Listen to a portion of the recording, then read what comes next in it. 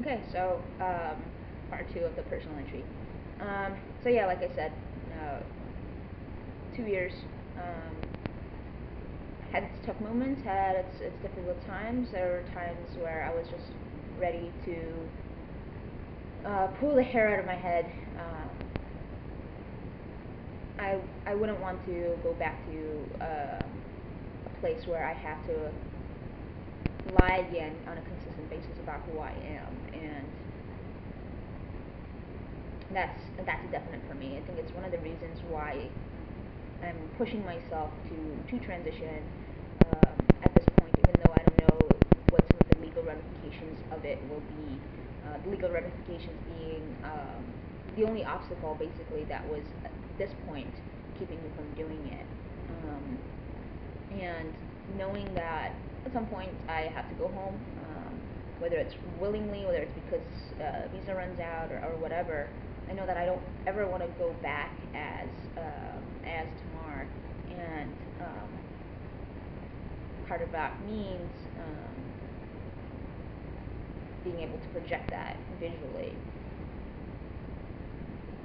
Yeah, it makes me very nervous to talk about it, to talk about the Tea part and my fears associated with that. But it is what it is. I'll talk about it some other time. Yeah, not feeling up to it right now. Um, since then, well, what I did about a year ago, a little over a year ago, I guess, from about February to almost May, came back to Michigan. I spent the entire 2 years saving up money to come back to Michigan and do some job searching. There are these couple of student affairs conferences where a lot of interviews happen. So I needed to be able to afford registration for those, the flights back and forth, as well as any on-campus interview flights back and forth that I would need the money for. So there was a lot of saving going on then.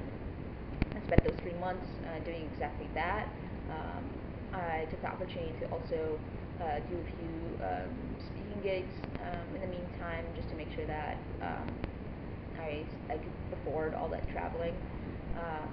It was great. It was great to connect to that again. I miss it a little bit. I haven't been able to do that because of my job this year. It's kept me a lot busier than I thought I would be. But it was good to have those. I think I had five gigs last year.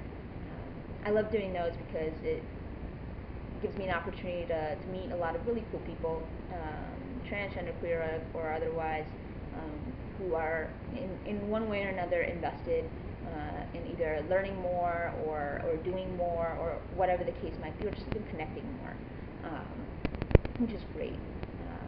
Like, getting a chance to go to the Midwest, the LGTA Colleges Conference last year, and an amazing opportunity to keynote it, which is mind-blowing.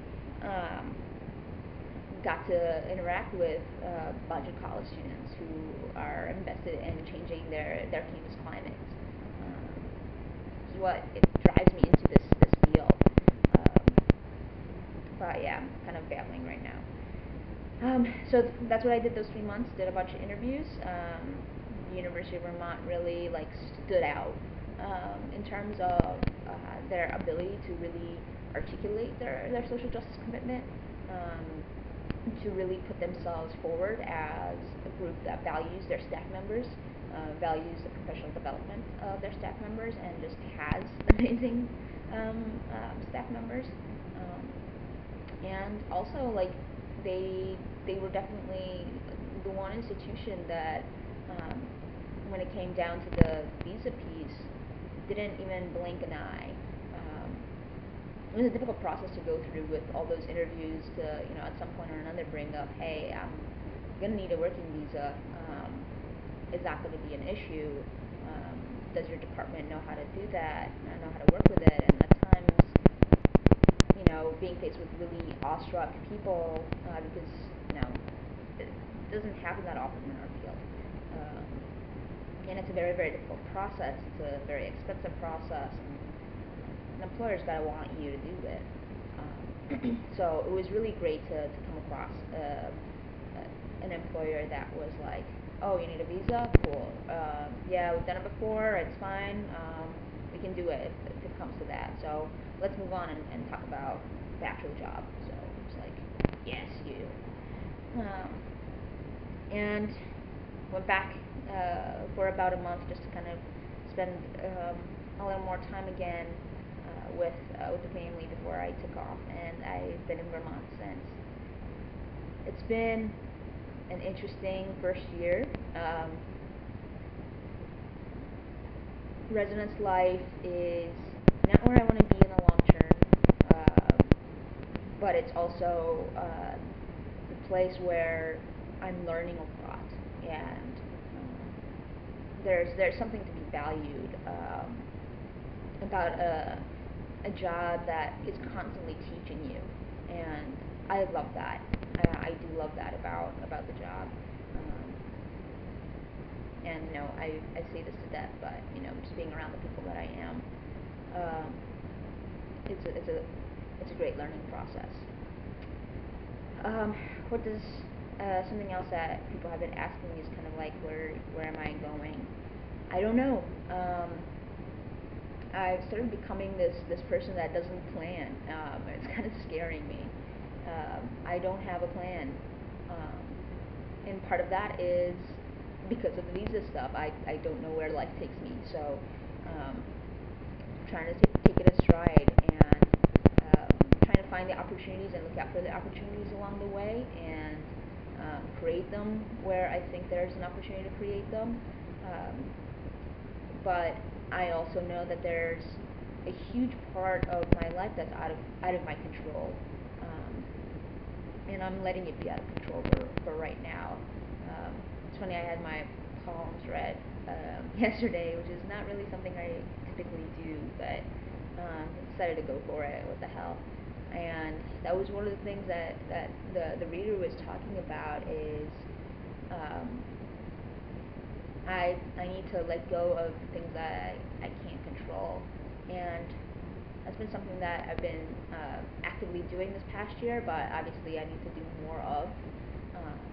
It's actually part of this little prayer that I carry around in my wallet. Show it to folks. I don't know if you can see it. It's like a little cross to prayer, but I'll read it to you.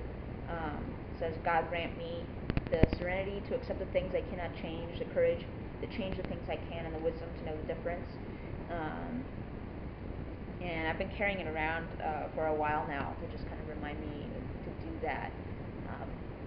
There's been a lot in my life the last few years that I haven't been able to change, haven't been able to do anything about, and at that time they weighed on me a lot and became obstacles in moving forward because I would concentrate so much on that, and being able to just say, this is what is meant to happen, being able to define when it is something that's just meant to happen, that I need to learn and grow from and take the juices from. Again, that phrase was actually from the reader. Excuse me, that I got that phrase, but get the juices and stop sucking on the bitter herb. That's how I should put it. So, yeah. So I want to do that, and I hope you'll be with me on that little trip. I think this year has a lot more awesome stuff in store for me, and I'm looking forward to the second half of it. Alright, so again, running out of time, so if you have other questions that you want me to talk about, I would love to hear from you, so just send me the message, write that comment, and we'll chat. Alright.